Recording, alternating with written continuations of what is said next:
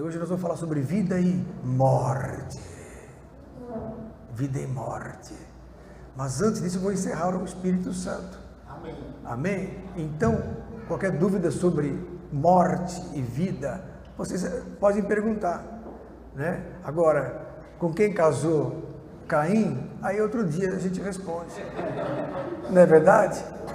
E como é que foi a guerra lá de Davi, não sei o que, isso aí é outra história. Mas vamos ler aqui.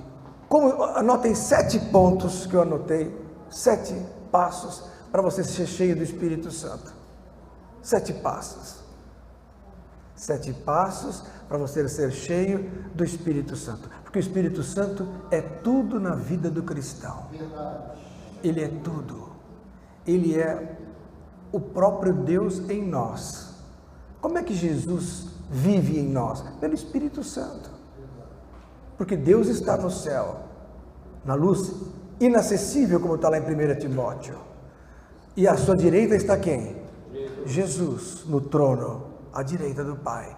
Estevão, quando olhou para o céu, viu a glória de Deus, não viu Deus, porque ninguém viu a Deus. Em João capítulo 1 fala que ninguém viu a Deus, nunca foi visto. Está lá em João capítulo 1, abra lá.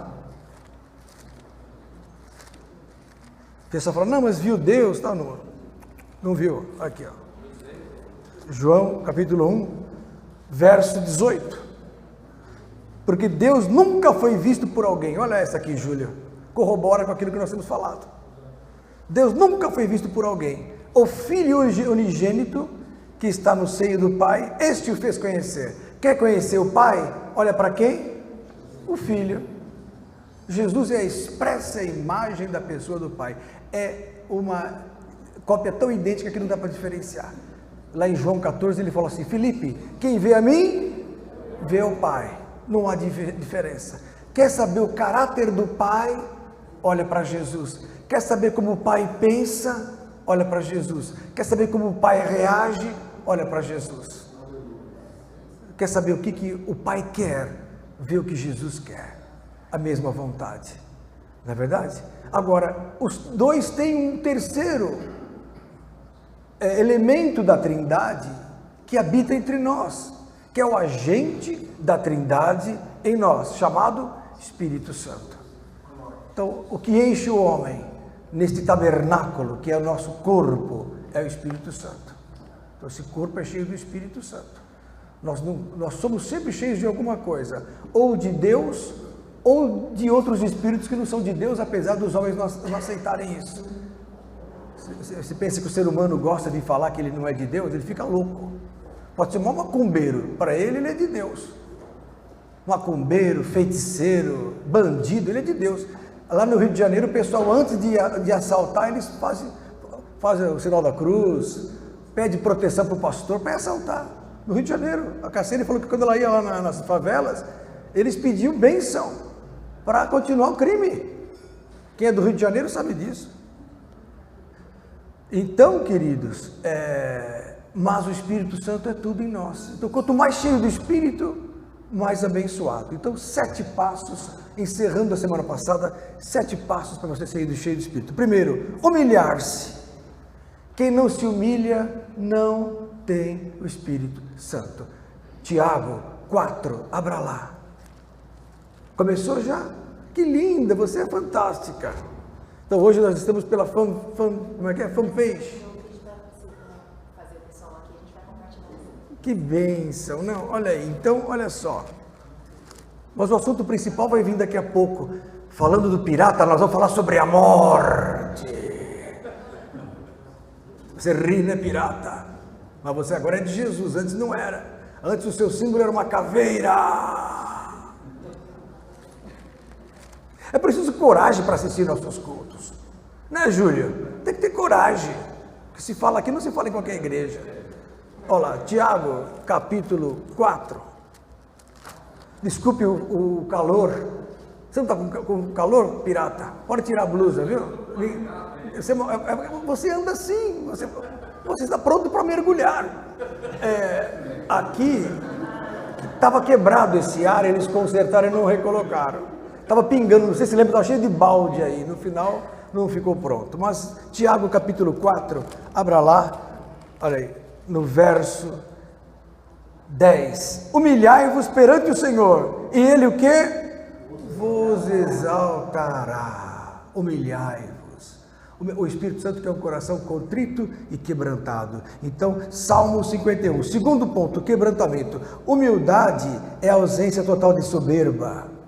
O humilde não se ofende. Ele aceita a correção. Você fala alguma coisa para ele, ele não vai se ofender. O orgulhoso se ofende. Você fala alguma coisa, eu vou sair da igreja. O que esse pastor pensa que é? Me dando orientações que eu não quero ouvir. Pronto, vai sair da igreja e vai procurar outra orientação por aí que lhe agrade. Ou então em casa, filho orgulhoso, o pai dá bronca, ele, pai, o que você está pensando? Eu já sou grande. Tem filho que enfrenta o pai, não tem humildade. Impressionante isso. Isso não é nem humildade, isso é ordem de Deus, honrar pai e mãe, né? Mas a humildade, isso prevê o que? A ausência de soberba. A pessoa não reclama, a pessoa não tem orgulho, a pessoa não tem maledicência quando encontra uma adversidade. Não existe queixume, ela é humilde. Humilde aceita tudo. Já o quebrantamento é uma atitude mais profunda, é um derramar diante do Senhor. O coração se arrebenta. Está lá no Salmo 51, abra lá. Salmo 51. O pessoal está assistindo, estou falando assim, mas ele não vai falar sobre a morte? Eu vou falar sobre a morte do cemitério. Já. Estou fazendo só um cover. Salmo 51, abra lá. Olha a Super Nani, mostra a Super Nani aqui para todo mundo ver, Érica. Mostra a Super Nani aqui. Voltou o seu programa com tudo, né? Que bom, né? Que bom o seu programa, que ótimo. Estava precisando, né? Você vê que Jesus é bom, né? Tanta malignidade de Satanás, por que não por coisa de Deus, né? Na televisão. Aí Deus abençoou o Silvio Santos, porque ele está pensando, né? Ó, Salmo 51, irmãos, verso 17. Os sacrifícios para Deus são, olha, o que é o sacrifício para Deus? Presta atenção, Letícia, olha só. Sacrifício para Deus são espírito quebrantado. Olha, quebrantamento. A um coração quebrantado e contrito, não desprezarás, ó Deus. É aquele momento que você chega na sua cama, ajoelha e fala assim, Senhor, eu não sou nada, eu não tenho nada, eu só dependo de Ti. Dependo do Senhor, preciso do Senhor, o Senhor é tudo em minha vida. A minha saída para qualquer problema, para qualquer entrave da minha vida é o Senhor Jesus. E esse derramamento, esse reconhecimento com a contrição do coração, né? É compungir-se, quebrantar-se, é arrasar-se no coração. Eu não sou nada. Aí o Senhor olha para você. Que nem aquele homem, como diz lá em Mateus, tinha dois homens, um fariseu que dizia assim, eu dou meu dízimo, eu não sou que nem esse publicano que não é de Deus, eu sou de Deus, eu pago minhas ofertas, eu sigo a lei, então Deus não pode me condenar. Aí o outro pobre falava assim, me perdoa, eu sou um pobre coitado, eu sou miserável. Aí Deus atentou para ele, Jesus falou, para quem que Deus atentou? Para o publicano. Que se constrangiu, que se compungiu, que se contritou, que se quebrantou. Amém, queridos? Então, olha como o Espírito Santo quer a gente. Terceiro, despojamento total da vaidade. Em Gálatas capítulo 2, abra lá. Que bom o Abner novamente com a tia Esther. A maior autoridade presente está aqui hoje, tia Esther. Fantástico, 90 anos de idade, não? Parece que tem uns 60 no máximo. Que beleza, viu? Ó, Gálatas, capítulo 2.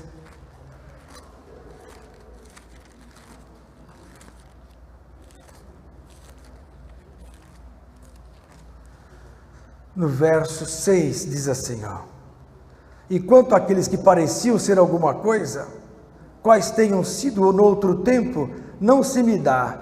Deus não aceita a aparência do homem. Deus não aceita o quê? A aparência do homem. Se despoje do homem exterior. Esqueça. Deus não está preocupado se você está arrumadinho, de gravata, a roupa está bonitinha, está nova, o terninho está velhinho ou surrado. Uma vez eu atendi no consultório um homem tão humilde, com um terninho surradinho, rasgadinho, mas um homem cheio do Espírito Santo. Na hora que ele entrou, sentiu o poder de Deus. Então eu falei, querido, você é de Jesus? Ele falou, glória a Deus. Doutor, nem sabia que eu era pastor. Eu falei, você é de Jesus. Na hora que eu entrei, o Espírito entrou com ele, uma roupinha humilde. A gente vê às vezes pessoas tão adornadas, pensando que Deus está preocupado com isso. Não está preocupado com isso. Deus não se preocupa com a aparência do homem. Deus quer o quê? Que você se despoje do homem exterior, da vaidade. Guarda isso. Deus está preocupado com o teu coração contrito, quebrantado. E com isso vem a santidade. Sem santidade ninguém verá o Senhor. O Espírito Santo, ora, se o Espírito é santo, a igreja é santa, o corpo de Cristo é santo, não é? A obra de Deus é santa, e o Espírito, sendo santo, torna o templo que somos nós santos. Então a santidade convém. Se você está com problemas de imundície na vida, pornografia, eu digo para todo mundo isso aí, pornografia, piadas pornográficas, maus pensamentos, erros profissionais, pessoa está roubando, está aprontando, toda essa turma que a gente vê aí, né, todo dia na televisão, né, só problema, só roubo, só furto. Deus não se agrada disso. Deus não se agrada desse tipo de coisa. Né, carnalidade, jovens que agora praticam sexo fora do casamento. Ficou normal, porque o mundo está na operação do erro. Hoje estamos vivendo a operação do erro. O que é isso, pastor? Parece que isso está lá em 2 Tessalonicenses, capítulo 2. O que é a operação do erro? É chamar o que é certo de errado, chamar o que é errado do que é certo. Por exemplo, hoje uma menina virgem com 16, 17 anos, raridade, né, nas escolas. Raridade. E se e os amiguinhos descobrem, fazem o que com ela? Fazem bullying. Por quê? Porque ela hoje passa a ser anormal, coisa que há 50 anos atrás não era o contrário. Então isso chama-se operação do erro. Hoje o gay é moda. Então se a pessoa é certinha, normal, ela está errada. Ela é obrigada a aceitar o que antes estava errado, agora está certo. Então chama-se operação do erro. Isso vai contra a santidade de Deus. Ah, mas o senhor está falando isso? Bom, eu estou falando baseado na Bíblia. A nossa base é a Bíblia. Fora isso, esquece, não tem conversa. Nós não temos outra base. O fundamento de Deus é a palavra de Deus. Quinto item, comunhão. O Espírito é o Espírito da comunhão. Lá em 2 Coríntios capítulo 12 fala assim, a comunhão do Espírito Santo. Se eu não tenho comunhão com meus irmãos, como é que eu vou ser cheio do Espírito? Aquele lá eu não quero ter conversa, não gosto daquela lá. Você tem que gostar. O gostar não é sentir, o gostar é uma atitude. Eu vou amar e pronto. Eu vou mortificar o meu ódio, a minha inveja, o meu rancor, a minha ira, minha vingança, sei lá o que passa no coração das pessoas contra as outras. Tem gente que fala assim, meu santo não foi com a dele. Mas o santo é Jesus. Vou até tomar um gole d'água agora. Meu santo é Jesus. Tem gente que fala assim, meu santo não bateu com o dele, então é demônio.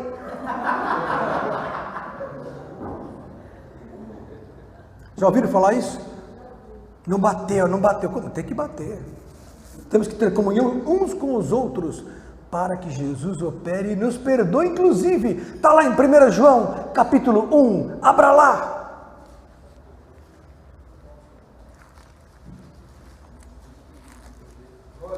Glória a Deus. Tem que amar os irmãos. O amor não é sentimento emocional, é racional. Eu vou abençoar aquele irmão e pronto. Isso é atitude de amor. Não é só mostrar dente. Tem gente que mostra os dentes, mas por trás... Cachorro também mostra os dentes. Mostrar dente não significa amor. Amor é atitude benigna, misericordiosa, comunhão. 1 João, capítulo 1, verso 6. Se dissermos que temos comunhão com Ele e andarmos em trevas, mentimos e não praticamos a verdade. Verso 7. Mas se andarmos na luz, como Ele na luz está, temos comunhão uns com os outros. Se falamos que estamos em Cristo, estamos na luz, temos comunhão uns com os outros. E aí o que acontece? Consequência, aí o sangue de Jesus Cristo, seu Filho, nos purifica de todo pecado. Para o sangue de Jesus funcionar, tem que ter comunhão. Está escrito aqui. Estou na luz, então eu tenho comunhão. Aí consequência, o sangue de Jesus Cristo nos purifica de todo pecado. Consequência, aí o Espírito Santo habita com poder. Porque se o Espírito é o Espírito da comunhão, onde é que está isso? Abra lá em 2 Coríntios, capítulo 12. Muita Bíblia, sim, precisa de Bíblia, vocês precisam aprender a Bíblia. Como é que vocês vão ser pastores? Tem muitos que vão ser pastores, obreiros, pregadores, evangelistas, presbíteros, tem que saber pregar. Como é que você vai pregar no enterro, por exemplo? Não tem coisa melhor que o enterro para pregar. No velório, ou numa festa espiritual. Né? Olha lá, 2 Coríntios, capítulo 13, verso 13. Eu falei 12, é 13 e 13. O Abner sabia disso. Ele sabe tudo.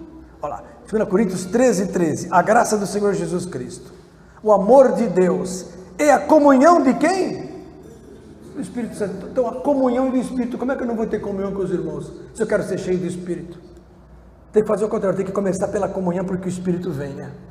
Amém, irmãos? Tem café grátis aqui, viu? O único culto da igreja que tem café grátis, não financiado pela igreja, mas pelo pastor Lenilton.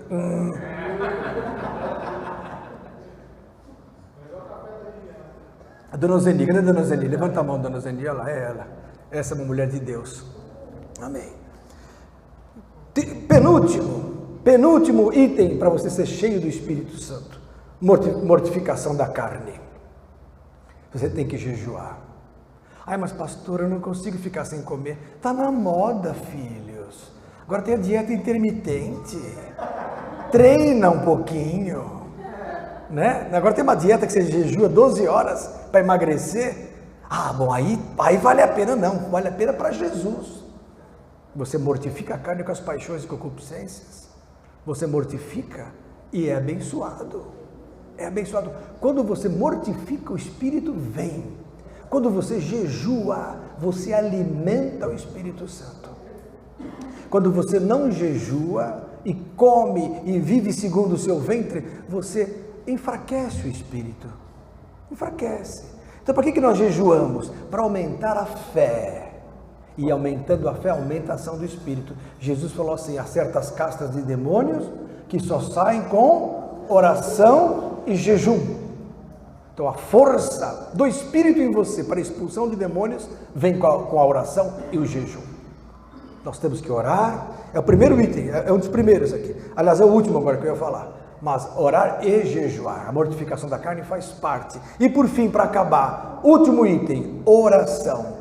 Ontem o pastor Carlos Ribas falou uma coisa que eu já sabia. O papai do Abner, que está aqui presente, pastor Marcos, talvez esteja nos assistindo, em 1986, quem estava vivo em 86? Meu Deus, pouca gente. Vocês são muito novos, a grande parte. Que ano você nasceu, Abner? 91, Abner? Em que lugar você nasceu? São Bernardo? O que você foi fazer em São Bernardo? Você nasceu lá? Quem tirou você da sua mãe? Ah, meu Deus do céu, eu estou ficando velho. É verdade mesmo? Foi eu que fiz seu parto? Para quem não sabe, está aqui, ó. Graças a Deus. Pior que ele veio rasgando a mãe dele, todo dia por dentro. Tomou até sangue, o Abner, terrível. Abner, a obra na sua vida é muito grande. Porque por pouco você não vai ser um anjinho no céu. Amém. Mas por que eu falei isso? Esqueci. Por que eu falei? E o pastor Marcos, em 86, foi até o Chile assistir a pregação do grande Po Yang-Shu, um dos maiores pastores do mundo, porque ele tem uma igreja de 1.200.000 pessoas. Como disse o pastor Carlos Ribas ontem, é verdade. Eu já li vários livros do Po Yang-Shu. Quem quiser ler, tem a quarta dimensão, tem o crescimento da igreja pelos grupos familiares, tudo dele. E o Po Yang-Shu estava lá e falou assim, agora eu vou contar o segredo de eu ter a maior igreja do mundo. Isso já em 86 era verdade, hein? Aí ele falou, aí todo mundo pegou a caneta assim e falou, vou contar para vocês o segredo, anotem. O pessoal, nossa, ele vai falar o segredo de ter a maior igreja do mundo, não pegou a caneta, seu pai me falou isso. Aí ele falou assim, eu oro 4 horas por dia, no mínimo. O pessoal guardou a caneta. Não é fácil. Aí ele falou assim: todo obreiro tem que orar no mínimo 2 horas por dia. E todo crente tem que orar 1 hora por dia. Isso que ele falou em 86, faz 32 anos. E ontem o Carlos Ribas falou que encontrou com ele esses dias aí, lá na Coreia, ele falou a mesma coisa para o pessoal da igreja. Falou, oração. Como é que você vai ser cheio do Espírito? Oração. Como é que Deus vai ouvir a sua vontade, saber o que você precisa? Abençoar a tua vida. Oração. Como é que o diabo não vai poder nem chegar perto de você? Oração. O que o inimigo vai fazer para você não ser cheio do Espírito? Tirar a tua vontade de orar. Você pode ter vontade de deitar, assistir televisão, comer um negócio gostoso, mas a vontade de orar, existe sempre alguma coisa que impede. Agora, quando se começa, o inimigo começa a se afastar de você. Quanto mais você ora, mais Satanás vai se afastando. Aí fica mais fácil a reentrância, que é isso? Que é orar de novo. Você começa e ora mais, e ora mais. E quanto mais ora, mais ora. Quanto mais ora, mais o diabo sai de você. Mais o quê? A resposta de oração acontece. E como a resposta vem, você fala, vale a pena orar. Porque Deus está respondendo aqui, Deus está respondendo ali, então eu vou orar mais. Onde é que está isso? 1 João, capítulo 5, abra lá. Deus fala isso na palavra. Orar, orar, orar. Ah, mas vai, pastor, isso é tão difícil para mim orar. Engraçado, né? O pessoal vai fazer macumba lá no meio do mar. E não é difícil, né? Agora orar é difícil. 1 João, capítulo 5. Olha aqui, verso 14. E esta é a confiança que temos nele, que se pedirmos alguma coisa segundo a sua vontade, ele nos ouve. Então eu estou orando porque eu estou sabendo que isso agrada a Deus e eu estou pedindo aquilo que é da vontade dele. 1 João 5,14, verso 15. E se sabemos que nos ouve em tudo que pedimos, olha aí, quer dizer, estou sabendo que ele está nos ouvindo, está respondendo, sabemos que alcançamos as petições que lhe fizermos. Quanto mais eu orar, mais vou receber. Quanto mais eu orar, mais Deus responde. Quanto mais eu oro, mais o demônio cai por terra. Quanto mais eu oro, mais eu chego na igreja, as pessoas são abençoadas. Quanto mais eu oro, mais o inimigo cai. E mais você vai ser cheio do Espírito. E mais os dons do Espírito vêm.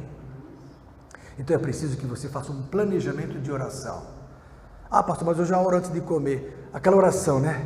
Senhor, tu sabes, abençoa os alimentos, que não falta nada de ninguém. Amém. Me perdoe, isso não é oração. Isso é religiosidade. É reza. Oração é do coração. Então dedique-se.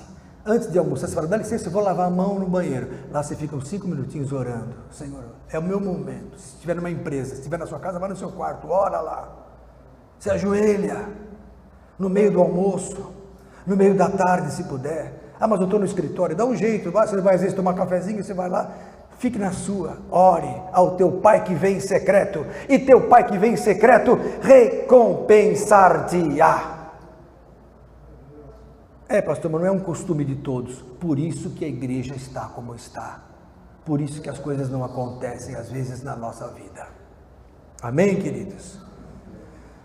E aí você vai ser cheio do Espírito. São 7 passos: humilhando-se, quebrantando-se, despojando-se da vaidade e da aparência, seguindo a santidade, comunhão com os irmãos, mortificando a carne com jejum e orando sem cessar. Amém? Isso que eu tinha que falar para a semana passada, não deu tempo, encerrei hoje em nome de Jesus. Agora vamos passar para outro assunto, o assunto da vida e da morte.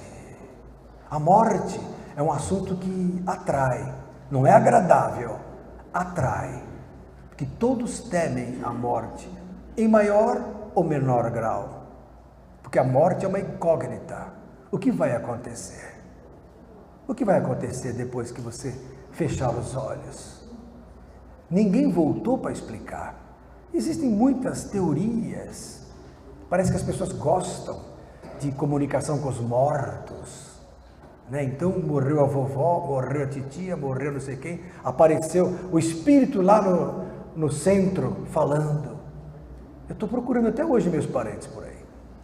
Até hoje. 32 anos que eu estudo, segundo a Bíblia, a morte. Agora, eu gosto desse assunto desde os 14 anos. Em 1975, eu estava na Paulista, eu estudava no Objetivo, colegial, fui atravessar a avenida e do meu lado tinha uma moça, de seus 22 anos, de Cacharel. Você nunca me vai ver o pastor Lenildo de Cacharel. Sou traumatizado com Cacharel, estou traumatizado com Cacharel. Uma moça loira de Cacharel ia atravessar a rua, eu olhei e alguma coisa falou, fica aí. Eu olhei e falei, o farol abriu para nós, fechou, mas o ônibus veio. O bairro de Limão, nunca me esqueci desse ônibus. Pegou a moça, pum, na minha frente, jogou a 8 metros, ela fez assim no ar, caiu na frente do prédio, assim, pá. Eu corri lá, um rapaz de 14 para 15 anos, olhei o sangue pelo ouvido, trauma craniano, hoje eu sei, né? 36 anos de medicina, né? Posso dizer para vocês que eu conheço bem a morte, mas naquela época um moleque de 14 anos, 15 anos, eu olhei e falei, ajudem, o ponto de ônibus cheio, todo mundo olhando, a moça morrendo, e morrendo, aquilo me traumatizou, falei, eu preciso ser médico, poder ter feito alguma coisa, não dormi 3 noites seguidas, fiquei pensando, falei, eu quero fazer medicina agora mais que tudo, porque se eu pudesse fazer alguma coisa, ou pelo menos se eu soubesse, ninguém fez nada, a moça morreu, um táxi, depois jogaram a moça lá dentro, levaram, porque não existia SUS, não existia SAMU, não existia nada naquela época, tempos de outros, enfim, comecei a lidar com a morte muito cedo, estudando, livros espíritas, me aprofundei no espiritismo, porque o espiritismo ele traz vamos dizer assim, uma teoria de que a pessoa vai voltar. Que maravilha, quer dizer, vai viver N vezes, vai, volta, vai, volta, vai, volta. Mas há algum erro nisso, porque hoje tem 7 bilhões de pessoas. Se você considerar que antigamente era 1 bilhão, para onde ficou o resto antes? Da onde vem esse resto? Então começa a ter dúvida, se eu sou Lenilton, como é que eu vou virar uma Mariazinha amanhã? Deus me livre. Então eu comecei a estudar o espiritismo, mas não me engolia aquilo. Aí fui para outras religiões, cada uma falava uma coisa, cada um tem uma teoria do que acontece no pós-morte. Existiam as teorias científicas de pessoas que morreram e voltaram. Eu adorava esses assuntos. Todos refletem e referem a mesma coisa, uma sensação de flutuação. A pessoa morre e fica flutuando. Lógico, sai do tempo e espaço. Ela sai do elemento material, ela perde a gravidade, ela tem a sensação de flutuação. Mas não significa a morte, andar por aí e voltar. Porque eu comecei a raciocinar da seguinte forma. Se uma pessoa bate a cabeça, já perde a memória, imagina que não tem cabeça mais. Você pensou nisso? Você bate a cabeça, o que aconteceu? O que houve mesmo? Atendi uma senhora, uma moça essa semana, que ela levou um tombo numa piscina vazia. Ela foi mergulhar, estava vazia a piscina, pá, trauma craniano, parou o coração, parou tudo. Ficou 15 dias na UTI. E o pai dela fez a reanimação, ela voltou, o pai dela é nosso paciente. E ela, falei, o que você sentiu na hora? O que você... Ela falou, não lembro de nada, doutor. Eu me lembro de uma etapa bem antes da queda e depois da UTI. Então, houve um lapso, onde nada aconteceu. Por quê? Porque houve uma comoção, uma conclusão, um trauma craniano com a falência da consciência. Porque a consciência depende dos neurônios. Vocês entendem isso? Depende do neurônio. Se eu tenho um derrame, eu posso ter dificuldade de funcionamento neuronal, neurológico, neuroquímico. Porque pensamento é química.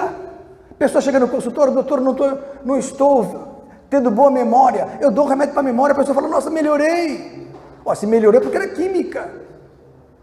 Como pode uma pessoa, então, morta, se o cérebro ficou ali na matéria, andar por aí e conhecer as pessoas, e voltar para sua casa, e entrar no centro, conversar com o pai, com a mãe, como pode? A resposta é, vocês vão ter agora aqui. Tenham coragem de não desligar e de assistir o que eu vou falar. Que fale a palavra e cale-se o homem. Amém. Em primeiro lugar, que a Bíblia compara a nossa vida como água. Você já jogou água na terra? Não tem como voltar. Abra lá, então, no 2 Samuel, capítulo 14. 2 Samuel 14.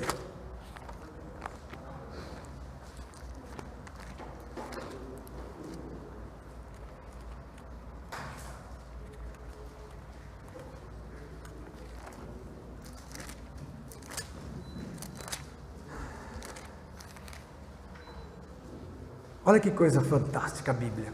Está gostando do Messias? Você nunca vem, né, Messias? Milagre você aqui hoje, não tem nem ar-condicionado. Olha aí. 2 Samuel 14, verso 14. 2 Samuel 14, verso 14. Porque certamente morreremos e seremos como águas derramadas na terra, que não se ajuntam mais. Morreu, a água cai na terra, não se ajunta mais. A Bíblia fala que morreu é como a água derramada, não vai voltar para o copo, não tem jeito. Ah, mas Deus pode fazer um milagre, se houver ressurreição, naquele momento, ressuscitação, sim, mas se não, não. A grande parte, não. Morreu, acabou.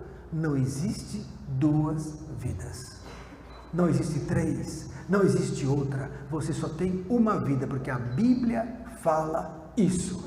Você tem que guardar os versículos que eu vou ler para você, para quando for confrontado pelo Espiritismo, viu, Dani? Você que trabalha no ambiente do mundo, quando vierem falar, porque não sei o que, você mostra os versículos. Então, 2 Samuel, você já tem, 14, 14, agora vamos para Hebreus 9, 27. Abra lá. Eu pensei até que o pirata não viesse hoje, mas ele veio. Glória a Deus. Me sinto mais tranquilo com o pirata aqui, do que vadeando por aí. Não quero um pirata nas ruas da cidade. Hebreus 9, 27. Olha aí, ó. Ordenado morrerem uma vez, vindo depois disso o quê? O juízo. Está aos homens ordenado uma coisa: morrerem uma vez. Morre-se uma vez. Na carne, morre-se uma vez. Aliás, a morte chama a atenção. A morte para qualquer brincadeira. Em Eclesiastes capítulo 7, abra lá. Eclesiastes 7. Guarde esses textos para vocês saberem depois pregar sobre o assunto. Isso aqui é uma escola, não é um culto de pregação, uma escola. Então, em Eclesiastes, no capítulo 7.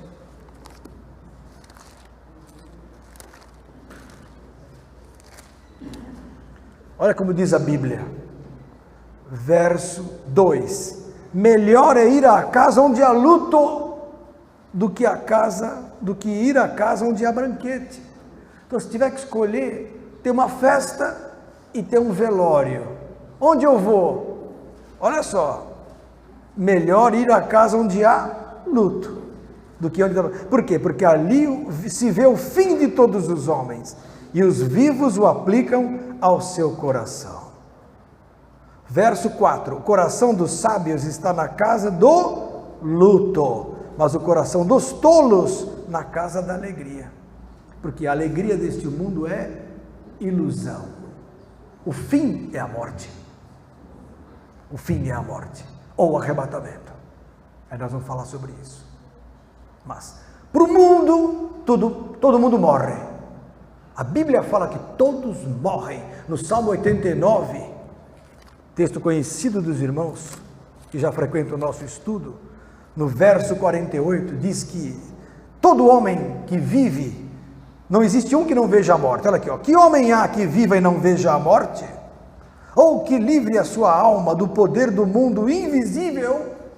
Então existe um mundo invisível, mas existe a morte. A morte é certa, mais cedo ou mais tarde. Eu vejo gente morrendo há muito tempo. Parentes, eu perdi primo que se matou com 16 anos, fui tirado da forca. Vi primo que morreu embaixo de caminhão, com moto. Vi pacientes, eu vi um menino de 12 anos que morreu por causa de um cisco no olho. Estava andando de bicicleta na Avenida Angélica, na década de 80 para 90, entrou um cisco no olho do menino, foi para o médico passou um corticoide, não poderia. Piorou. A conjuntivite virou uma meningite. Em 4 dias o menino morreu por causa do cisco no olho. E erro médico. Sério? Eu já vi médicos morrerem, colegas médicos, você estava conosco outro dia, morreram. A morte, ela está por aí para o mundo. O mundo aguarda a sua morte. A morte é uma coisa normal no mundo, não tem como fugir e não tem como voltar. Jó 14, abra lá. Diga glória a Jesus. Glória a Jesus. Jó 14, vai anotando esses termos. Que pena que vocês estão com calor, eu também. Por isso que eu esperei esfriar mais o café para não...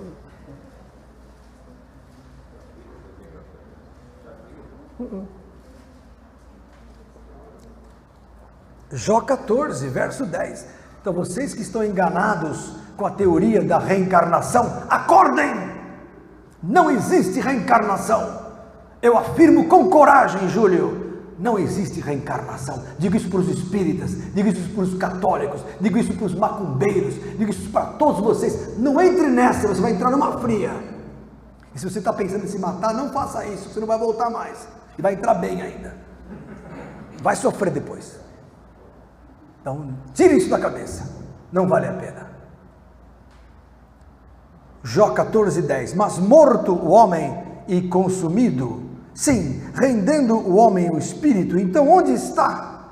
Como as águas se retiram do mar e o rio se esgota e fica seco, assim o homem se deita e não se levanta, até que não haja mais céus, não acordará, nem se erguerá de seu sono. Quer dizer, ele vai acordar, mas depois que passar céus e terra, lá na frente, no arrebatamento, no juízo final. Nós temos dois tipos de ressuscitação. Uma que vem com Cristo no arrebatamento, os santos. Agora, aqueles que não são de Jesus vão ressurgir lá depois, no grande trono branco, em Apocalipse 20, 21. Eu já falei sobre Apocalipse, é que vocês estavam em casa assistindo televisão, não vieram assistir o culto aqui. Mas agora vocês vão aprender comigo de novo, que eu vou voltar nesse assunto qualquer hora, sobre o Apocalipse, sobre o grande juízo final. Depois de 1000 anos haverá um juízo, quando passar céu e terra.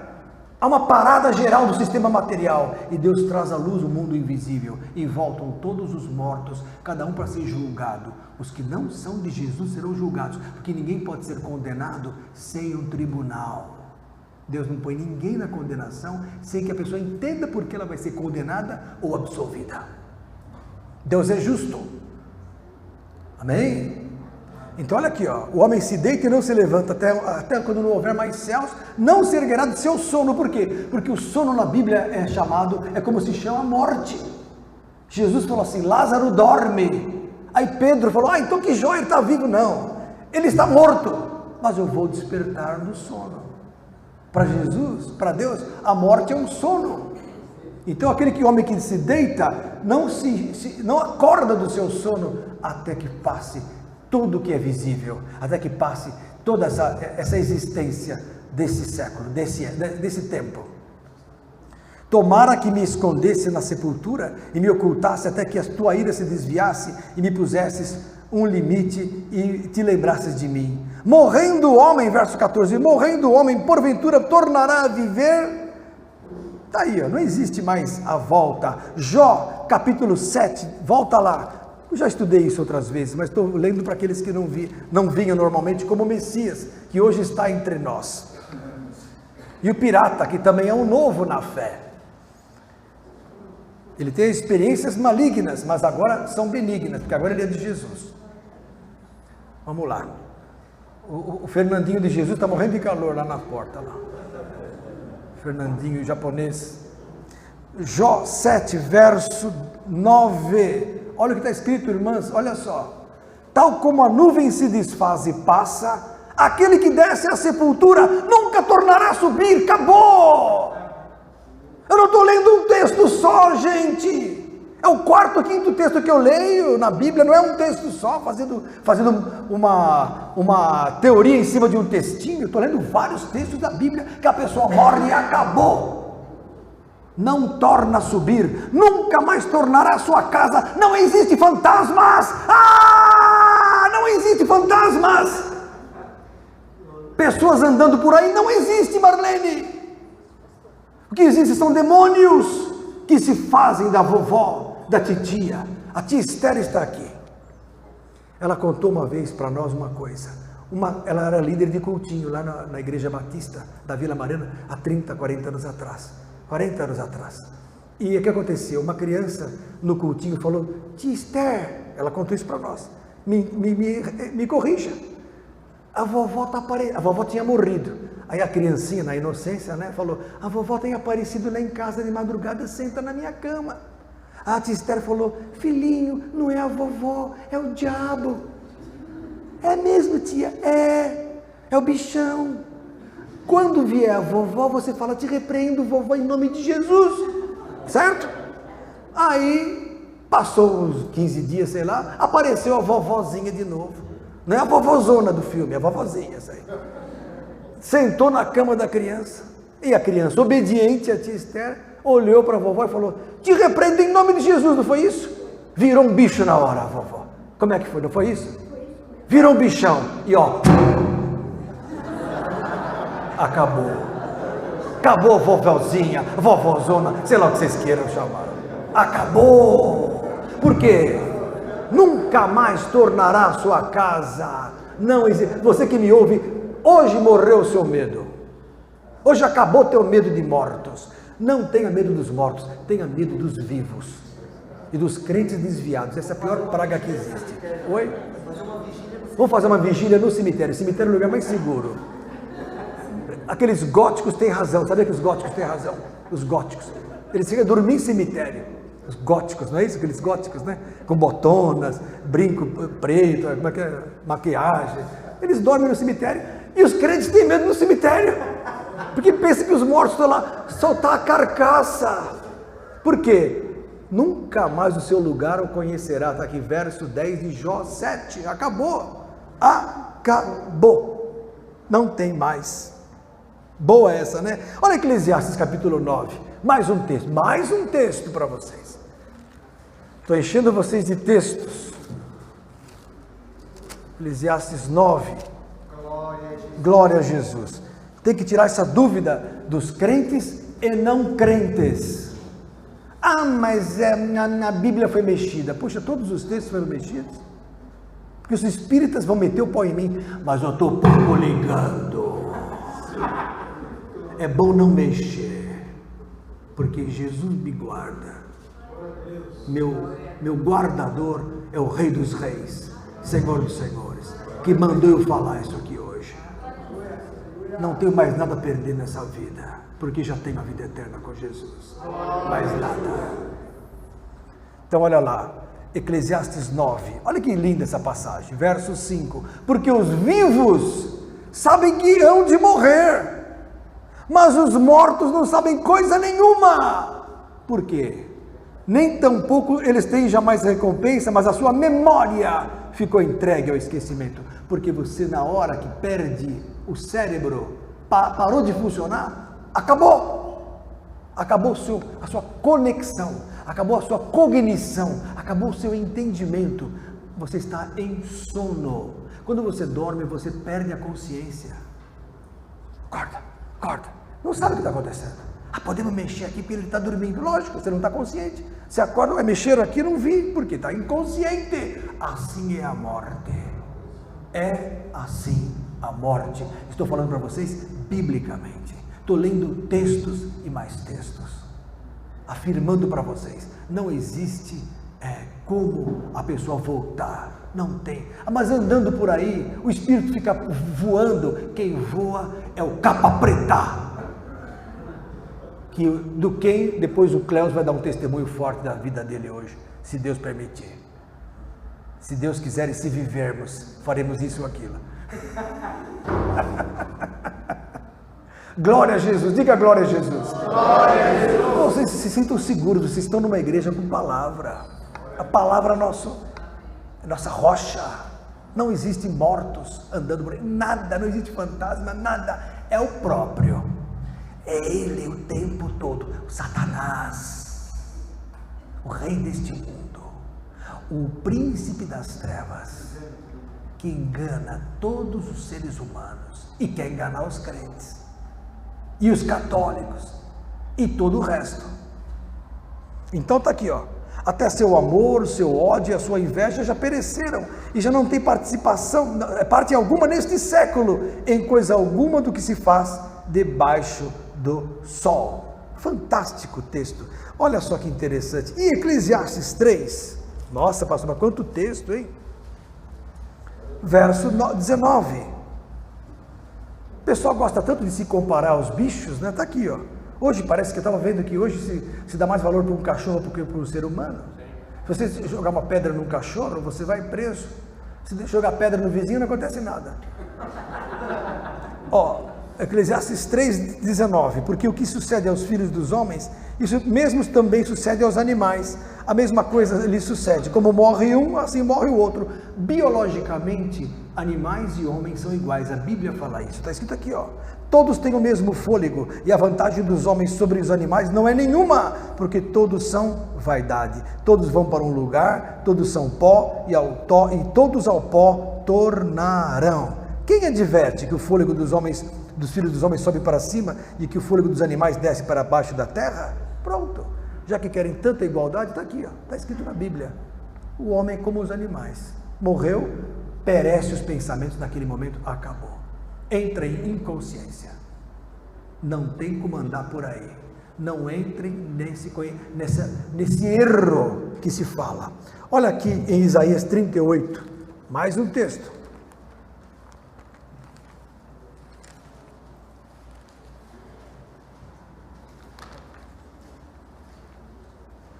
Verso 18.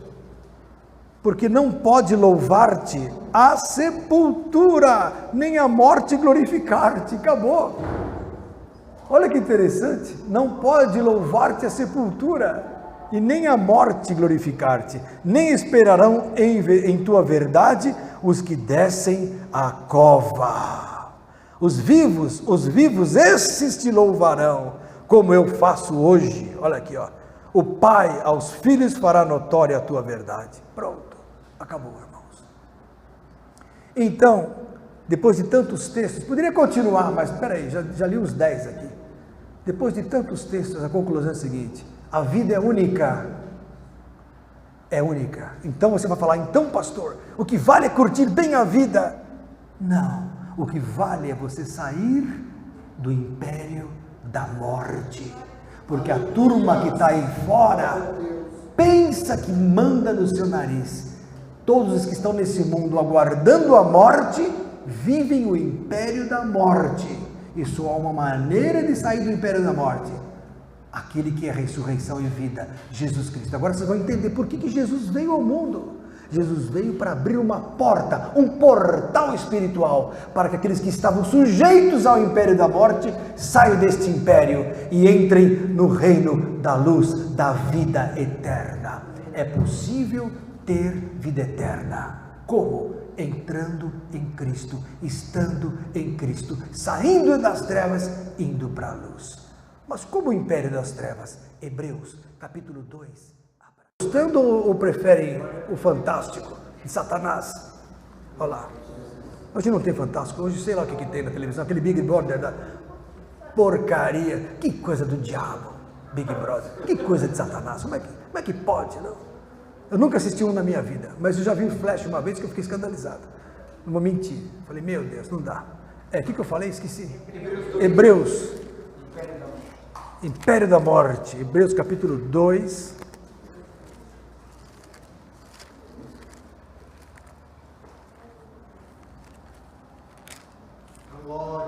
Olha aqui, ó, verso 14. E visto como os filhos participam da carne e do sangue, também ele, que é Jesus, participou das mesmas coisas, para que pela morte, então a morte de Cristo, fez o quê? Aniquilasse o que tinha o império da morte, isto é, o diabo. Para que Jesus veio e viveu a vida santa e morreu como se não fosse santo? Porque Jesus teve uma morte indigna. A pior morte, o madeiro, a cruz, a exposição do nudismo. Um homem santo, o único santo dos santos, e nunca cometeu pecado, foi crucificado. Para quê? Porque ele provou essa morte?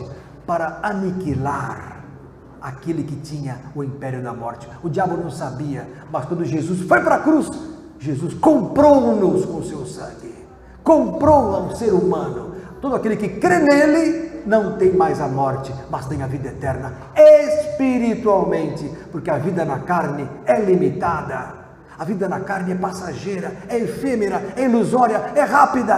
A vida na carne ela vai acabar. Se você continuar fazendo plástica, vai ficar mais esticado, mas vai envelhecer mesmo assim.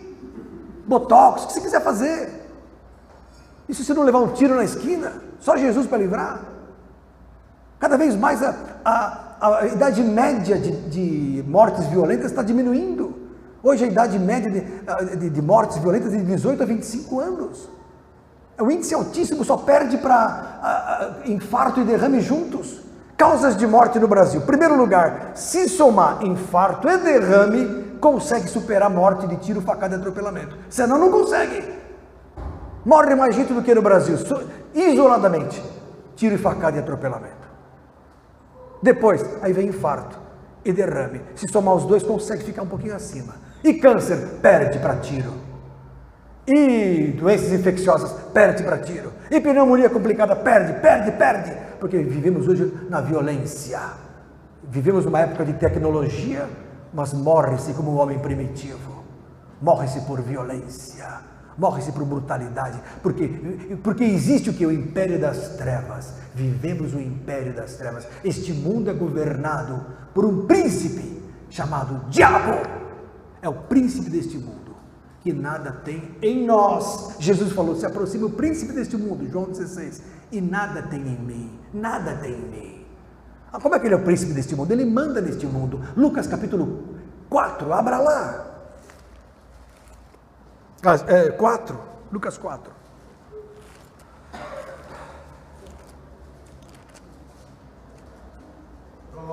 Olha aqui, ó. E o diabo, levando Jesus a um alto monte, mostrou-lhe no momento de tempo, verso 5, todos os reinos do mundo, e disse o diabo para Jesus, olha que o diabo falou para Jesus, não sou eu que estou falando, a Bíblia diz, olha aqui, ó, dar-te-ei a ti todo este poder e a sua glória. Que glória? A glória do mundo, a glória do sistema cultural, a glória do sistema econômico, a glória do sistema educacional, a glória deste mundo, a glória da NASA, a glória dos shoppings, a glória de Hollywood, que é uma ilusão, uma fábrica de ilusão, do futebol. O camarada com 20 anos ganha mais do que todo mundo junto num bairro todo, muito mais. Com 20 anos ele faz um gol, ganha milhões, enquanto o outro na picareta não ganha R$2.000 por mês sequer, coitadinho. Esse é o mundo que vivemos de Satanás, onde o diabo dá para quem ele quer. Olha aqui, ó. Aí ele falou assim para Jesus, dar-te-ei a ti todo o poder e a sua glória, porque a mim me foi entregue. Júlio, alguém entregou para o diabo o poder deste mundo. A mim me foi entregue e dou a quem quero. Alguém entregou para o diabo esse poder. Forte isso, hein? A mim me foi entregue e dou a quem quero. Adão foi o primeiro a entregar para o diabo. Adão entregou a vida, entregou tudo, né? Portanto, se tu me adorares, tudo será teu. Quer dizer, o diabo estava barganhando com Jesus. Hoje o diabo faz a mesma coisa com os artistas, com as pessoas que querem subir na vida. A pessoa vai na macumba, mata um frango, mata uma galinha, faz um pacto, não é isso, Cleus? Você que veio da macumba, não foi? Você foi oferecido quando era pequeno, não foi? Então, ele vai falar depois da oferenda. Ele estava morto, Jesus ressuscitou o Cleus. E o que acontece? A pessoa pega e faz barganha com o diabo. Se eu fizer isso ou aquilo, eu quero ter fama. A Rita Lee, em 1991, saiu na revista Veja, eu tenho essa foto dessa revista. Ela foi os 11 passos da iniciação luciférica para ter fama. Ela soltou isso no esboço da Nova Era, na época. Em 91 eu já pregava isso. Você não tinha nem nascido. Você nasceu em que mês, em 91? Então, isso foi em março por aí, você ainda estava no espaço cósmico, caminhando para esta terra, escolhendo onde você ia entrar. Isso não é verdade, porque o espírito do homem é produzido dentro dele, está lá em Zacarias capítulo 12, você vai falar que a alma vem do espaço, isso é mentira, a alma é produzida dentro de você, Zacarias 12, o espírito do homem é produzido dentro dele, por isso que criança de 1 ano de idade não tem consciência, porque aos poucos vai amadurecendo o neurônio e vai formando as conexões. Depois de 2 anos, ninguém consegue lembrar o que aconteceu antes dos 2 anos. Pode ver, força, vê se você consegue. Isso é ciência, pastor Lenilton é doido, estuda ciência. Então não tem como me enganar, nem enganar vocês, porque vocês estão aqui, ó, junto da mesma bênção, conhecendo, né, Adriano? Adriano fica comendo essa palavra. pai da nossa querida Vitória, né? Está namorando esse menino que está atrás de você ainda? Por que você fica atrás da menina? Vai mais para trás, aí. Que negócio é esse? Eu não quero ver você beijando ela não, hein? Bom. Que é rígida. Até parece, né? Até parece. Mas vocês entenderam então quem manda neste mundo? Satanás. E as pessoas estão debaixo das trevas e não sabem. Mas pastor, o senhor tem certeza disso? João 8, acho que é bom Jesus falar para vocês, de quem é o pai dessa turma aí fora? Lê em João 8, mesmo que você fique nervoso comigo, o que eu posso fazer? É Jesus falando. Jesus não agradou ninguém nos seus 12, e olha lá, um deles ainda traiu. João capítulo 8, olha aqui, ó. João 8, verso 44, verso 43, por que não entendeis a minha linguagem? Digo para você que está me ouvindo, se você teve paciência de ouvir até agora, já que já não ligou na novela. Por que não entendeis a minha linguagem? Disse Jesus, verso 43, por não poderdes ouvir a minha palavra. Por quê? Verso 44 de João 8, vós tendes por pai ao diabo. Então o pai desta humanidade aí fora, que não é de Jesus, chama-se Satanás, diabo. E quereis satisfazer os desejos do vosso pai. Ele foi homicida desde o princípio e não se firmou na verdade. Poucos pregadores pregam isso hoje. Pode ver que na própria igreja que ninguém prega isso. Que Satanás é o pai da turma de fora, que a turma está do meio. Porque isso não traz ibope. Isso não agrada a vocês, mas é a verdade. Vocês têm que estar preparados, porque vocês não são do diabo, vocês são de Jesus. Diga, eu sou de Jesus. Eu sou de Jesus. Ai, que gostoso ouvir isso. Mas a turma aí fora, que pensa que é de Deus, não é. Se fosse de Deus, estaria aqui ouvindo a palavra. Olha aqui, ó. Ele foi homicida desde o princípio e não se firmou na verdade, porque não há verdade nele, Jesus fala. Quando ele profere mentira, fala do que lhe é próprio, porque é mentiroso e pai da mentira. Então o diabo é mentiroso, então tudo é mentira. Saiu da Bíblia, é mentira. Esses livros de filosofia, pastor, e os livros de filosofia? Mentiras. Penso, logo existo, grande coisa, a hora que parar de pensar, não existe mais, ótimo. Lindo. Profético, poético, e daí?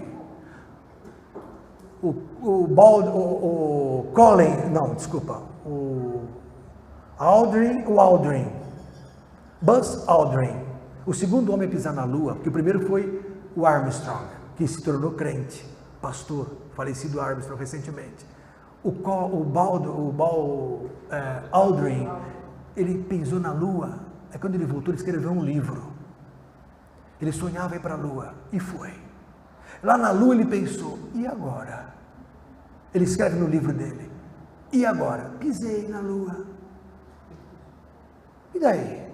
Aí voltou para a terra, na quarentena, que eles tiveram que ficar 40 dias longe do contato dos terráqueos, né?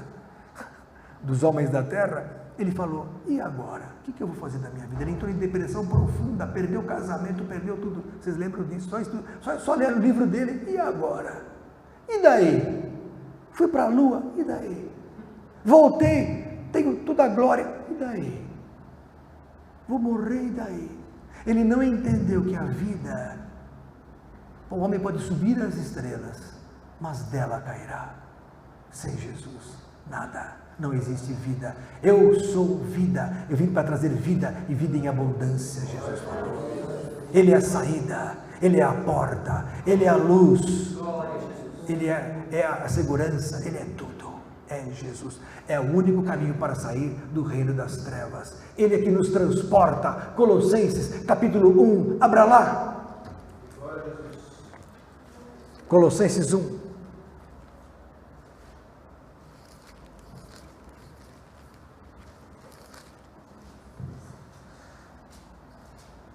Verso 12, dando graças ao Pai, que nos fez idôneos para participar da herança dos santos na luz, e o qual nos tirou da potestade das trevas.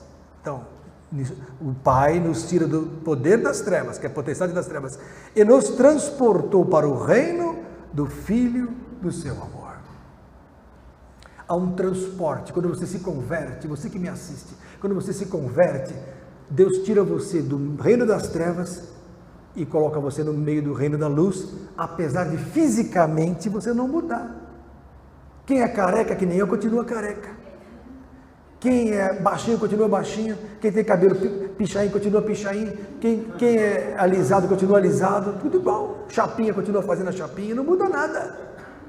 Por quê? Porque carne é carne. Agora o espírito, que é o teu pensamento, que é o teu interior, é transportado para outro reino. Espiritualmente, Jesus passa a te blindar. Passa a guardar você. Então os demônios, que são esses espíritos que a turma acha que são pessoas andando por aí, que são espíritos maus, são os demônios, não tem mais acesso a você. Amém. Mas pastor, eu nunca fiquei endemoniado. Nunca você ficou possesso, mas o demônio fica perto de você, infelizmente, sim. Prova isso. Não vou nem abrir, 1 Pedro capítulo 5, verso 8, sede sóbrio e vigiai, porque o diabo, vosso adversário, anda em derredor, bramando como leão, buscando a quem possa tragar, ao qual resiste firmes na fé. Quem não tem fé não resiste, e só tem fé quem ouve a palavra. A fé vem pelo ouvir a palavra de Deus. Sem essa aula que vocês estão tendo aqui, vocês não têm a convicção, não têm a força, não têm a autoridade, não têm a presença dEle para vencer as trevas. Você precisa ter a presença dEle pela palavra. A palavra é tudo. Glória a Jesus. Porque quem está nele passou da morte para a vida. João 5, 24. Abra lá. Então agora vocês vão entender que existem duas vidas. Uma física que infelizmente vai acabar. E uma espiritual que começa em Jesus e continua nele e nunca acaba. João capítulo 5, verso 24. Olha aqui, Na verdade vos digo que a quem ouve a minha palavra, que é essa que eu estou pregando, e crê naquele que me enviou, tem a vida eterna e não entrará em condenação, mas passou da morte para a vida. Acabou, não morre mais. Mas peraí, e se bater a cabeça e morrer? Não morre, entra em sono e acordará naquele dia. Glória a Deus. E ressuscitará. Glória. E vai voltar para viver com ele eternamente. Glória a Deus. Mas que prova é nisso? É a fé que você tem que ter. Se você não crê, Deus queira que você se converta antes de acabar a sua vida. Eu não arriscaria. Eu resolvi não arriscar. Eu me converti, sabe, irmãos, racionalmente. Eu era um médico na época bem sucedido, era médico de artista, ganhava razoavelmente bem, porque eu era médico do exército. Na época o exército estava por cima da carne seca, em 84, 85, ganhava bem. Mas eu pensei bem, falei, o quê? Esse mundo não dá nada. Tinha umas 10 namoradas. Era um infeliz, porque chegava em casa, morria de medo dos espíritos. Eu dormia com o revólver do lado. Às vezes eu dormia no quartel, o coronel falava assim, o que aconteceu, Araújo? Eu falava, não, é que estão detetizando a minha casa. Mentira. Cirurgião, armado porque era tenente, não, mas não tinha paz. Porque no mundo não há paz, sem Jesus não há paz, existe o império da morte, existe a presença do inimigo. Para quem não tem Jesus, você que não dorme, é porque existe o inimigo na tua vida. É hora de você sair do inimigo, sai dele, vem para Jesus. João capítulo 8, abra lá, verso 51. Olha que coisa linda. Vai guardando esses textos aí, isso aqui é uma aula. Você vai pregar lá no seu trabalho. Deus queira que o seu chefe não brigue com você depois. Em verdade vos digo que se alguém guardar a minha palavra, nunca verá morte. Olha que coisa boa. Guarde essa palavra para você não provar a morte. Mas e se eu morrer por um infarto? Você não vai provar. Você já passa automaticamente para a eternidade futura. Porque você sai da matéria e entra numa inconsciência momentânea, mas que perde-se o tempo. Então o que acontece com uma pessoa que morre? Ela entra em sono. Já aconteceu de você dormir e na hora que você acorda você fala, nossa, passaram-se 5 horas, parece que foi um segundo. Fechei os olhos e abri. Assim é a morte para aquele que vai para Deus. Ele acorda lá na frente, no futuro, porque ele sai do tempo e do espaço. Na hora que ele deixa a matéria, na hora que ele apaga aqui, ele acorda lá. Não prova a morte, não dá nem para ver a morte. A tia Esther contou uma vez de uma pessoa que estava morrendo, eu não sei se é sua parente, e de repente viu os anjos e falou, Jesus, e morreu. Quem foi? Prima. Ela contou isso. Estava morrendo, já estava na eternidade, já entrou na eternidade. Ah, mas quem é que prova isso? Se eu fosse você, eu não duvidava. Você acredita mais no que não presta do que no que presta. Fica acreditando aí em mentiras, astrologia, espiritismo, leitura de mão, cartomante. Sai dessa vida, creia na palavra. Abra lá em João 11, 25, 26. Estou acabando para o Cleus dar o testemunho dele. Oi. O testemunho do Boi achou que o filho dele tomou veneno e morreu. Puxa, isso é forte. Aí estava no braço de Jesus, aí Jesus falou assim, eu não posso te levar e deixar aqui agora, que seu pai não está deixando. Fantástica. Porque ele estava orando para Jesus. Orando. Aí ele Voltou, ressuscitou. Muito forte. O Cleus foi assim também, o Cleus. João 11. Estou acabando. Verso 25. Jesus falando. Eu sou a ressurreição e a vida. Nunca Buda falou isso. Nunca Krishna falou, eu sou a ressurreição e a vida. Nunca nenhum maçom falou isso. Opa, o pastor Neil está indo fundo. Estou falando a verdade. Amém. Nunca o Zé Pilintra da Umbanda falou isso. A Padilha. Nunca Masaharu Taniguchi da Soichonoye nunca falou isso. Ninguém falou, eu sou a ressurreição e a vida. Só ele, eu sou a ressurreição e a vida. Quem crê em mim, ainda que esteja morto, viverá. E todo aquele que vive e crê em mim, nunca morrerá. Crês nisso? Crês tu nisso? É verdade. Fala. Uma dúvida, referente às passagens que falam em Mateus e Lucas, gostaria que você pudesse falar sobre aquela passagem que fala em Mateus, que eles veem Moisés e Elias, e também em Lucas, quando fala de Lázaro. Sabia que você ia tocar, adoro esses assuntos polêmicos. Mas vou te explicar os dois rapidamente. Primeiro em Mateus, o Monte da Transfiguração, quando Jesus foi lá, pegou Pedro e Tiago e falou, vamos comigo. E subiu lá em cima. Aí apareceu Elias e apareceu Moisés. Aí Deus falou assim, para Pedro e Tiago, eis aqui o amado, a ele ouve. Não ouça mais nem os profetas. Figura do profeta quem é? Elias. Não ouça mais a lei. Quem é a figura da lei? Moisés. A este ouvi. O Pai mostrou que Jesus era o caminho. Não é mais as profecias e nem a lei. A lei e os profetas duraram até João. A graça e a verdade vieram por Jesus Cristo. Forte demais. Primeiro. Segundo, em Lucas capítulo 15, a parábola do rico e do Lázaro. Aquilo não é literal, é figurado. O Lázaro era um pobre que morava na porta do rico, chamado o rico, que era um homem que vestia de vestes sacerdotais, quer dizer, vestia-se de púrpura, usava anel no dedo, né? E jazia de uma maneira esplendorosa, vivia muito bem. E na porta dele tinha um mendigo chamado Lázaro, cheio de feridas, que queria comer as migalhas que caía do rico. E os cães lambiam-lhe as chagas. Eu preguei isso ano passado nas parábolas. Você pode ver na internet, lá no pastor Lenilton Pregações, tem lá, parábola do rico e do Lázaro. Eu demorei uma hora para explicar, estou explicando em 5 minutos. Aquilo é o seguinte, o Lázaro era o pobre espiritual. O rico era o rico espiritual.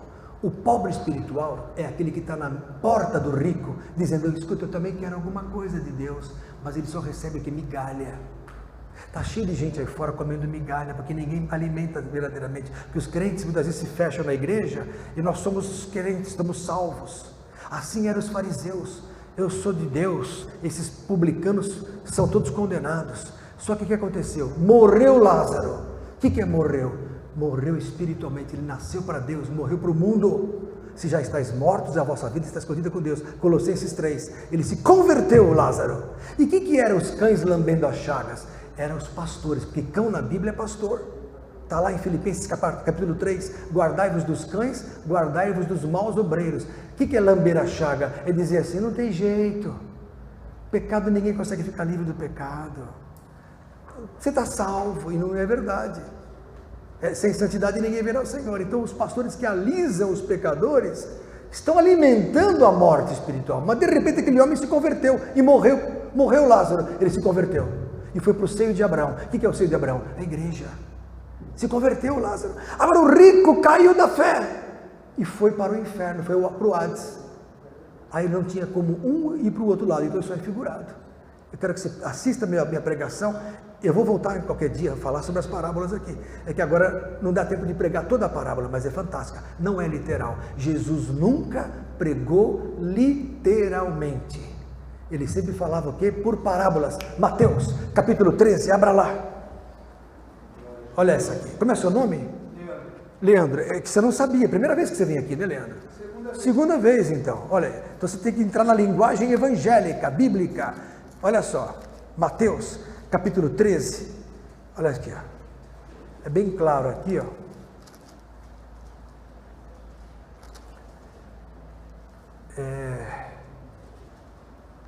Não é. Mateus. Ah, estou vendo em 14. Mateus 13, está aqui, ó. Está aqui. 34. Tudo isso disse Jesus por parábolas à multidão, e nada lhes falava sem parábolas. Tudo que Jesus falava era figurado, não era literal. Então quando Jesus falava, Lázaro dorme, figurado, estava morto. O reino de Deus é semelhante a uma mulher que perde uma dracma dentro de casa, e faz de tudo para achar, figurado. O reino de Deus é que nem uma mulher que pega 3 medidas de farinha, e azeda e fermenta as 3. A mulher é a igreja. 3 medidas de farinha. Que é a farinha? O ser humano. Negro, afrodescendente, branco, caucasiano e os japoneses. Ah, mas e os índios? Os índios japoneses têm a mesma raiz, que é Jafé. Jafé produziu os japoneses, Cão reproduziu os afrodescendentes e Sem os semitas, os brancos. 3 medidas. Cão, Sem, Jafé. Noé produziu os 3. Fantástico, não? Ah, mas como é que eles são diferentes? Porque as mulheres eram diferentes. Por isso, cada um teve uma, mas todos são irmãos. No caso de Mateus, foi uma visão que... Não, mas Deus parou lá. Elias... 17:9 fala, não conteis a visão que tivesse até que eu ressuscite dos mortos. Fantástico, está aí. Ó. Uma visão. Deus tinha que mostrar para os apóstolos que tinha acabado o governo da lei e dos profetas. Então mostrou lá Elias, que todo mundo cria que Jesus era Elias. Todo mundo achava que Jesus era a ressurreição de Elias. Quem é esse? Elias ou um dos profetas, não sei o quê? Aí Pedro falou, não, tu és o Cristo, Filho de Deus, lembra? Mateus 16. Então, Deus mostrou que Elias não tinha nada a ver com Jesus e nem Moisés. Aí o pessoal fala, não, mas o Moisés, o corpo dele foi tomado. Não, eu preguei outro dia que quem disputava o corpo de Moisés era Satanás pelo corpo vivo, não o corpo morto. O corpo vivo de Moisés era disputado. Eu preguei isso outro dia aqui para vocês. Então vocês têm que assistir os cultos para entender as coisas. Amém, irmãos? Amém. Vocês gostaram? Tem muitos outros textos, mas eu queria tanto ouvir o testemunho do Cleus de morte e ressurreição. Eu queria muito. Você vem contar para nós? Ele tem 15 minutos para isso. Amém? Amém. Deixa correr, deixa correr, deixa correr. Todo mundo vai ver o Cleus falando. Em primeiro lugar, eu quero contar um testemunho agora recente, já eu não posso deixar. Há pouco tempo atrás, roubaram meu carro, né? E eu estava em Carapicuíba, no AMI, levando meu sogro para fazer uns exames. E ao chegar, estacionei o carro, guardei lá e levei meu sogro lá para dentro. E quando ele saiu de lá, ele saiu com um diagnóstico de câncer bem agressivo.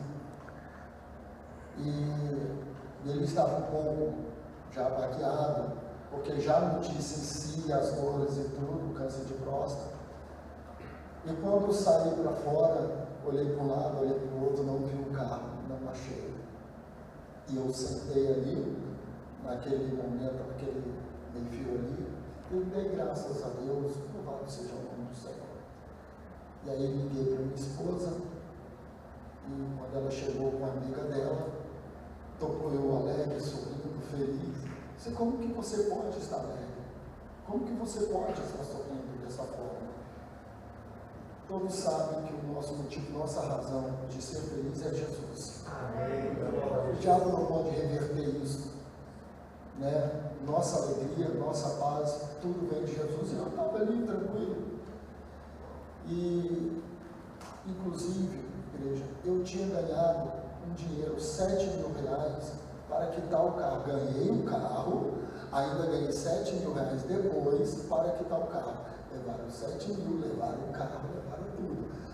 Mas quando eu saí do carro, eu senti no meu coração, deixa o dinheiro, deixa o carro, mas leva a sua Bíblia, a palavra. E eu peguei a Bíblia e entrei para dentro do hospital, para a glória do Senhor. Bom, e ali eu continuei glorificando a Deus.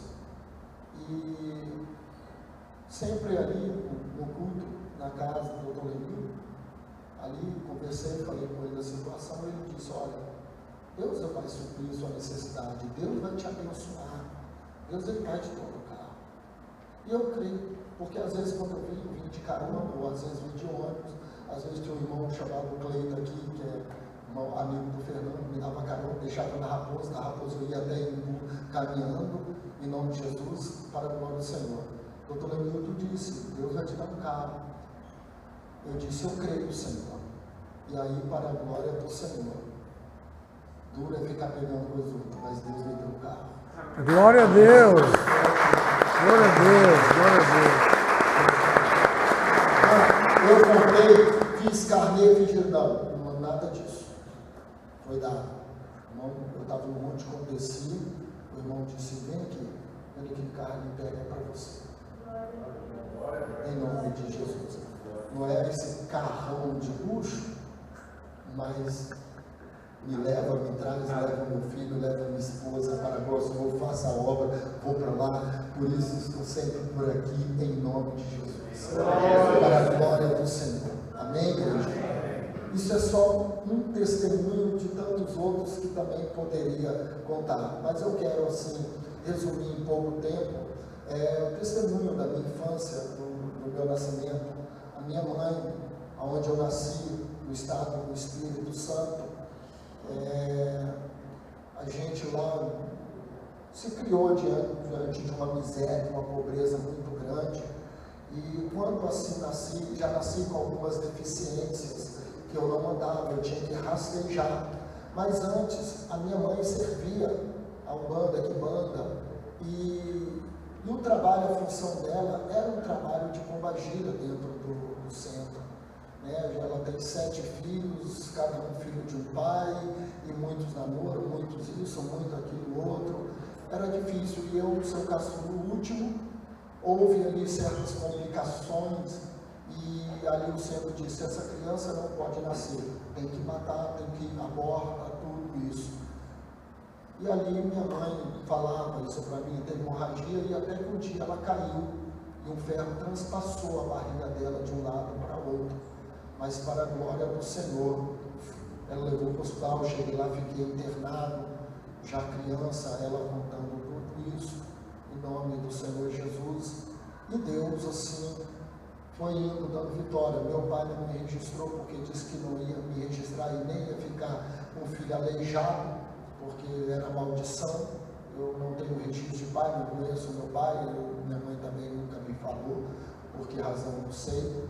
Bom, e ali fui crescendo dentro do hospital, uma semana em casa, 3 meses, 6 meses internado, porque as minhas pernas eram tortas, eu não ficava de pé, eu rastejava, e devido também às malformações que eu tinha dos órgãos internos.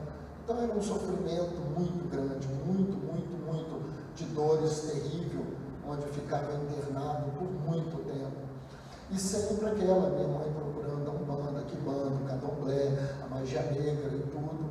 E chegou um dia, chegou a certas épocas que a minha comida, nossa comida em cima, em nome de Jesus, isso é mentira que Deus está vendo ou dizendo, as minhas comidas, o meu alimento, era ir para as encruzilhadas, para as beira-mar, pegar as macumbas para comer.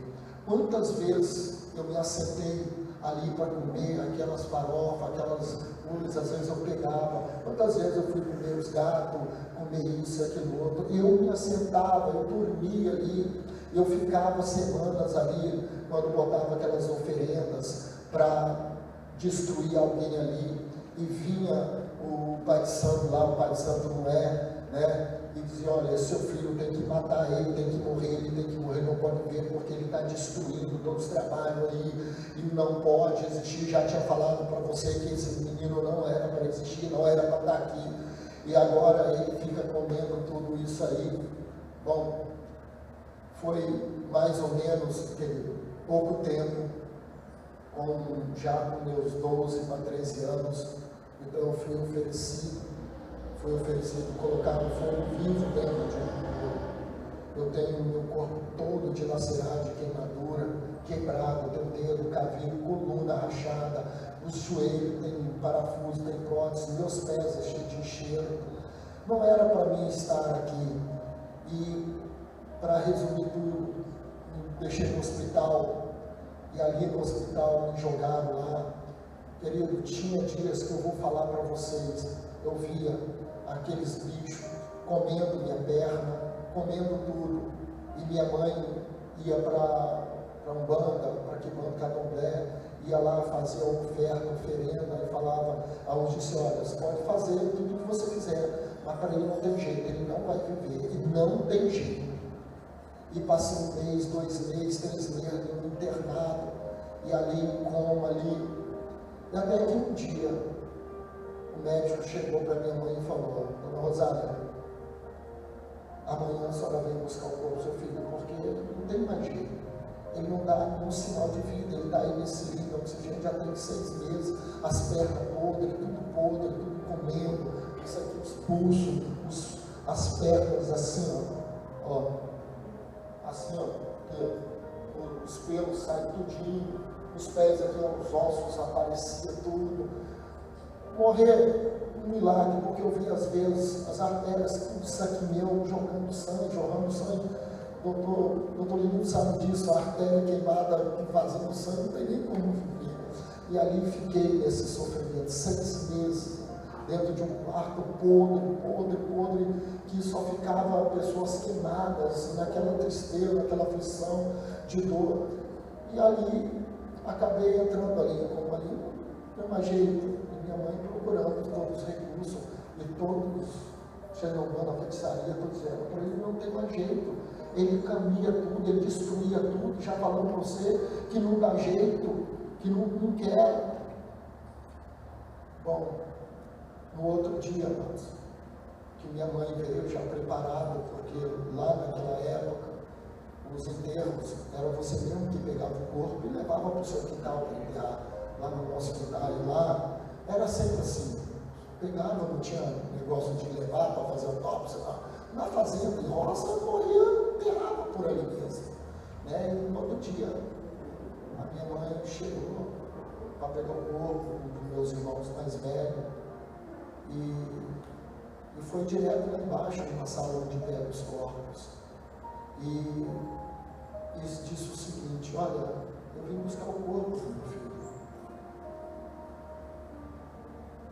Qual o nome? Ah, Cleusa. Olha, não tem ninguém aqui. Vai em outra sala, vai em outro.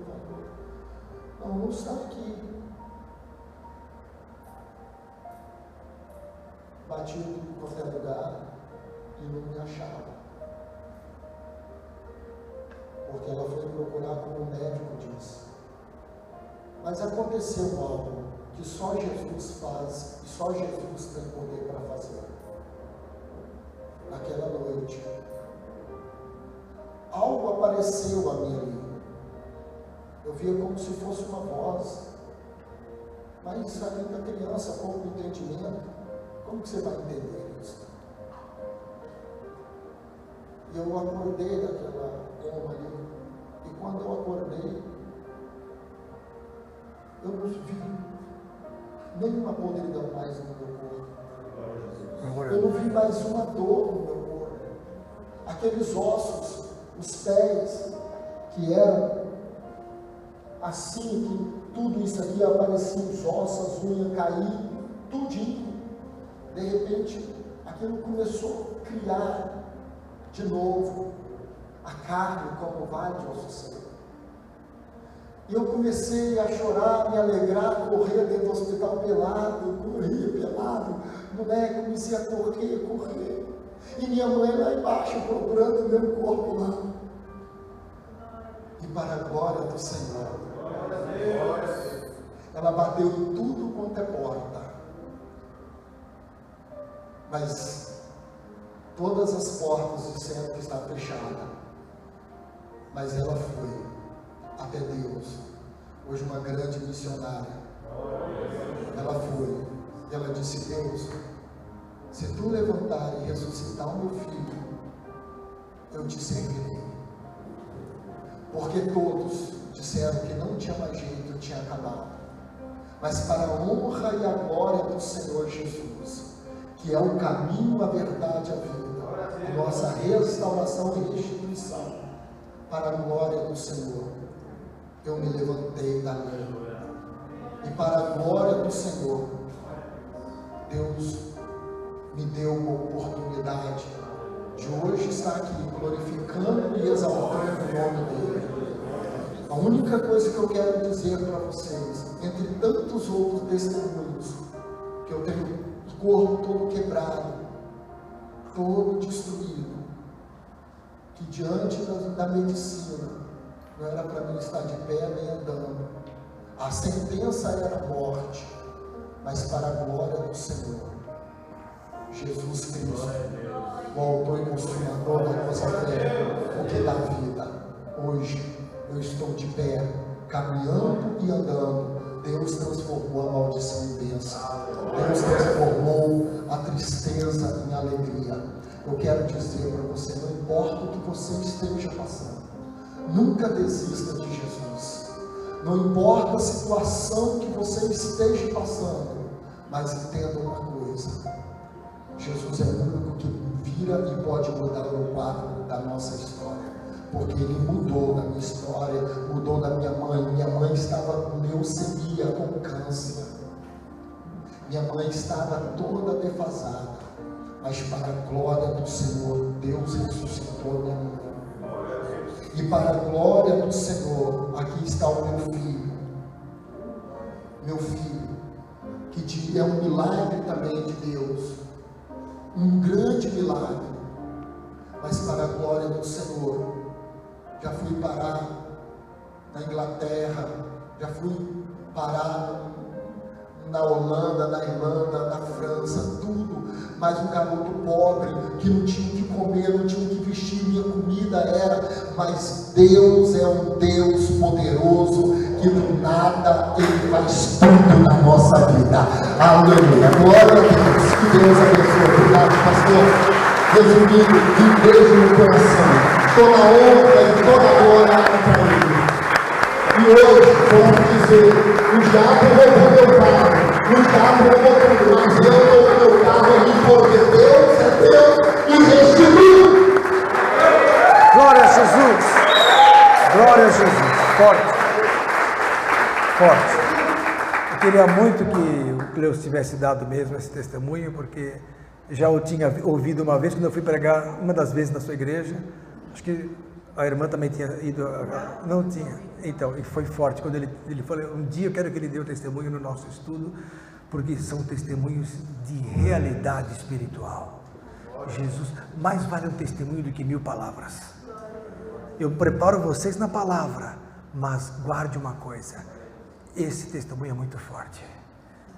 Irmãos, ressurreição total. Ele estava morto. Não tinha jeito. Então, ainda que você pense que não tem jeito para algumas situações que nem se comparam na nossa vida, nem se comparam, saiba que Deus vai mudar. Amém? Ore, bata, insista. Senhor, Senhor, Senhor. Deus vai ouvir. É impossível Ele não mudar a sua vida. Amém, queridos? Glória a Jesus. Estamos encerrando então. Em nome de Jesus, vamos ficar de pé.